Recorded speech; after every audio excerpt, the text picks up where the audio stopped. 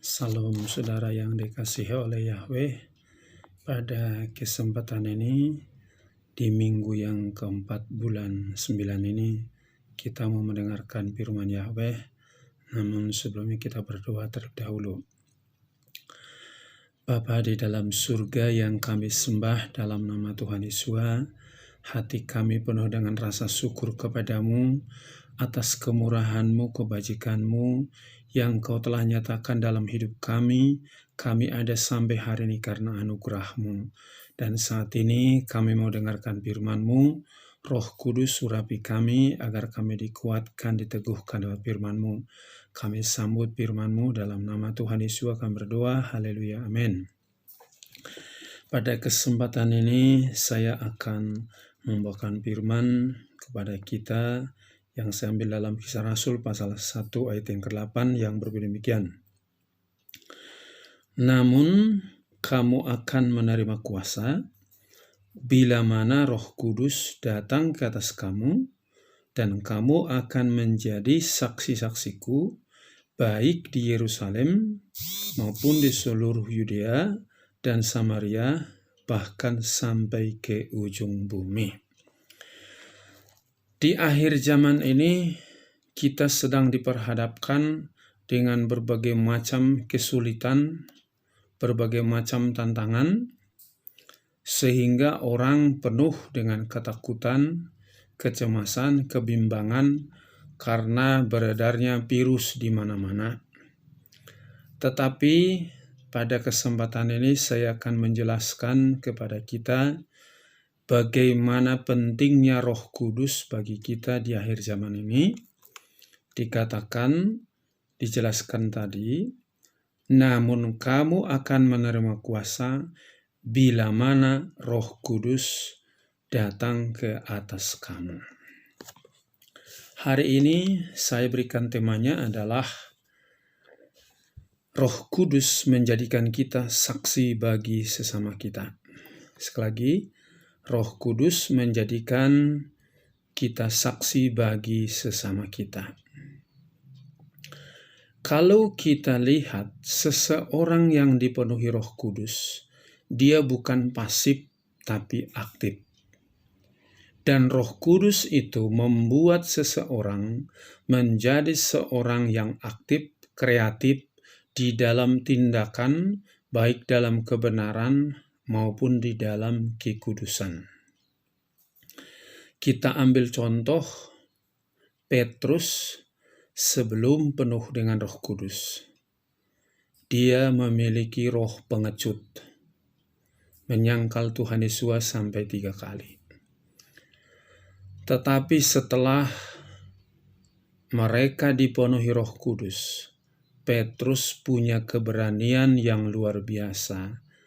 Di hadapan sekian banyak orang, dia berkhotbah sehingga ada 3.000 jiwa lebih yang bertobat pada saat dia bertobat, pada saat dia berkhotbah. Karena apa? Roh Kudus membuat dia aktif dan kreatif dalam tindakan kebenaran dan kekudusan. Dikatakan tadi, kamu akan menerima kuasa kalau Roh Kudus turun ke atas kamu. Kamu akan menjadi saksiku di Yudea, Samaria, bahkan sampai ke ujung bumi. Di zaman sekarang ini, di mana-mana kalau kita bertemu dengan orang, yang dibahas adalah ketakutan, kecemasan, kekhawatiran, takut kena virus, takut mati mendadak. Itu yang kita dengar. Bahkan di dalam kalangan gereja pun, di kalangan hamba Tuhan pun, itu tersebar di mana-mana. Jadi bagaimana kehadiran Roh Kudus di dalam diri kita kalau kita hanya membicarakan ketakutan, kecemasan, hebatnya virus, ngerinya virus? Apakah kita jadi saksi bagi orang lain? Jelas tidak bisa. Itu bukan pekerjaan Roh Kudus, itu pekerjaan roh iblis. Karena Roh Kudus selalu memberikan penguatan, penghiburan, peneguhan. Bukan melemahkan, bukan menakut-takuti, bukan mengintimidasi. Tapi Roh Kudus itu memberikan damai sejahtera. Kita perhatikan di dalam Kisah Rasul pasal yang kedua, bagaimana nubuat Nabi Yoel yang di dalam Kisah Rasul pasal 2 ayat 16 sampai dengan ayat yang ke-18 yang berbunyi demikian. Namun inilah yang telah dikatakan oleh Nabi Yoel, dan akan terjadi pada hari-hari terakhir. Elohim berfirman, Aku akan mencurahkan dari rohku ke atas semua daging, dan anak-anak lelakimu dan anak-anak perempuanmu akan bernubuat, dan teruna-terunamu akan melihat penglihatan, dan para tua-tuamu akan dimimpikan mimpi-mimpi, bahkan aku pun akan mencurahkan dari rohku ke atas hamba-hambaku laki-laki dan ke atas hamba-hambaku perempuan pada hari-hari itu, dan mereka akan bernubuat. Bernubuat dan penglihatan memberitahukan hal-hal yang positif dari Yahweh itu, memberitahukan hal-hal yang benar daripada Yahweh itu.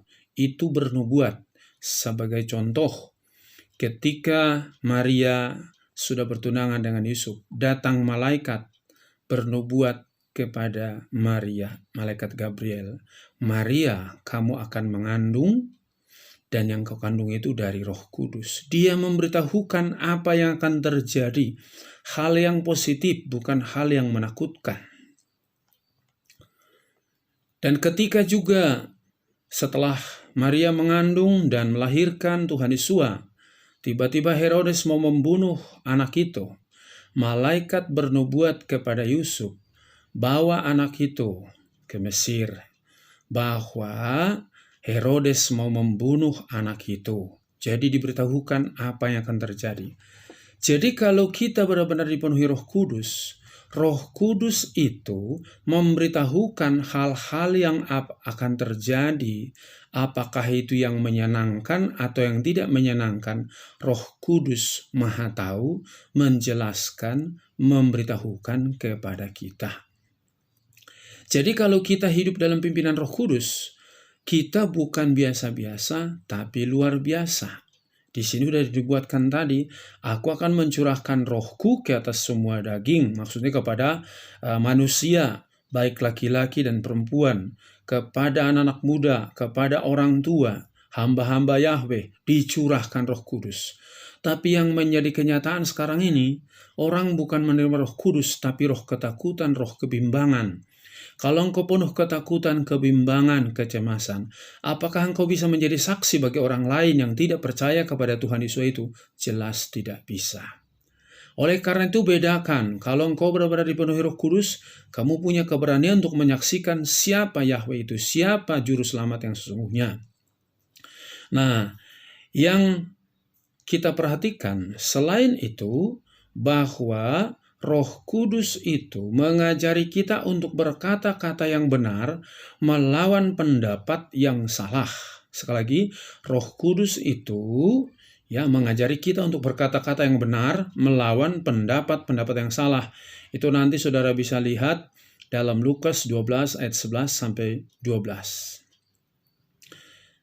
Nanti anak-anak Tuhan, pengikut-pengikut Yahweh akan ditangkap karena mereka percaya bahwa ada juru selamatnya dan dibawa ke pengadilan. Pada saat yang kau dibawa ke pengadilan, jangan takut apa yang kau katakan, tapi Roh Kudus akan mengajari engkau berkata-kata.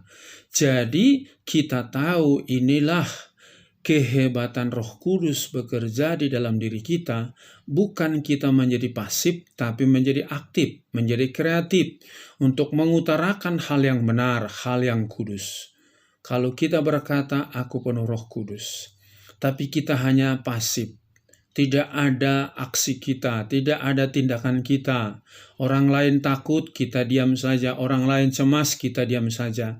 Saya perlu katakan kepada saudara, ini bukan karya Roh Kudus. Itu karya daripada pekerjaan iblis.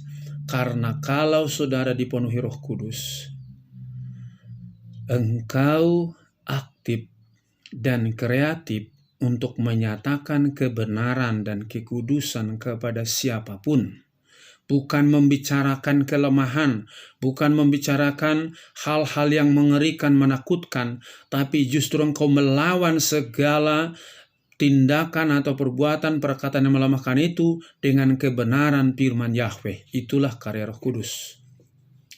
Selain itu, Roh Kudus itu berfungsi membuat kita menjadi orang-orang yang sanggup mengusir roh-roh jahat. Kita tahu di dalam 1 Samuel pasal 16 ayat 13 dan 23, Daud diurapi oleh Samuel dan dia penuh dengan roh Yahweh.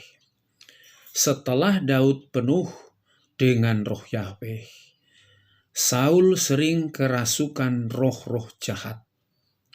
Ketika Saul dirasuk roh jahat, Daud memainkan alat musik yang dipenuhi oleh roh Yahweh tadi, maka roh-roh jahat yang menguasai Saul itu menjadi pergi. Kita lihat kehadiran Roh Kudus di dalam setiap pribadi seseorang membuat aktif, kreatif, dan juga membuat saksi bagi orang-orang di sekelilingnya. Selain itu, kita perhatikan bahwa sudah dibuatkan dalam kitab Nabi Yesaya. Saya perlu bacakan ini buat kita semua. Dalam Yesaya pasal 61 ayat 1-3 yang berbunyi demikian. Roh Tuhan Yahweh ada padaku, karena Yahweh telah mengurapi aku untuk memberitakan kabar baik kepada yang lemah. Dia mengutus aku untuk membalut hati yang terluka, untuk memberitakan tahun pembebasan kepada para tawanan dan pembebasan bagi orang-orang yang terbelenggu, untuk memberitakan tahun rahmat Yahweh dan hari pembalasan Elohim kita, untuk menghiburkan semua yang berduka, untuk mengangkat mereka yang berduka di Sion, untuk memberi mereka kemuliaan sebagai ganti debu, minyak sukacita sebagai ganti duka cita, jubah pujian sebagai ganti semangat yang pudar, sehingga dia akan disebut pohon-pohon kebenaran, tanaman Yahweh, untuk membuatnya dimuliakan. Kita lihat di sini, kehadiran roh Yahweh dalam diri seseorang itu memberitakan kabar baik, membalut hati yang terluka. Sekarang lihat di mana-mana, kalau ketemu dengan keluarga, dengan teman, datang di kantor, datang di kampus, di sekolah, di gereja, yang dibahas apa? Ketakutan menghadapi virus corona. Apakah itu kabar baik? Bukan, itu kabar daripada iblis. Seharusnya kalau kita sudah dipenuhi Roh Kudus yang kita beritakan kepada orang, kita yakin bahwa kuasa Yahweh itu membungkus kita, mengurapi kita, dan kita nggak perlu takut sama virus. Sebab apa? Kuasa Roh Kudus membungkus setiap anak-anak Tuhan, membungkus setiap anak-anak Yahweh, sehingga mereka tidak perlu takut menghadapi virus itu. Jadi melalui kesempatan ini, saya mengajak kita semua, biarlah benar-benar engkau dipenuhi oleh Roh Kudus, dan betul-betul engkau menjadi saksi bagi orang-orang di sekelilingmu. Jangan terbawa situasi. Orang lain takut, kau ikut takut. Orang lain cemas, kau ikut cemas. Kalau ada Roh Kudus dalam dirimu, kamu memberikan otoritas kepada orang lain supaya mereka dibebaskan dari segala ketakutan, kecemasan itu. Secara rohani sekarang banyak orang ketakutan. Tapi kalau engkau sudah dipenuhi Roh Kudus, saksikanlah, doakan orang-orang di sekelilingmu supaya mereka mengalami kemerdekaan. Amin. Sampai di sini firman Yahweh. Kita berdoa. Bapa di dalam surga, kami mengucap syukur atas kesempatan ini.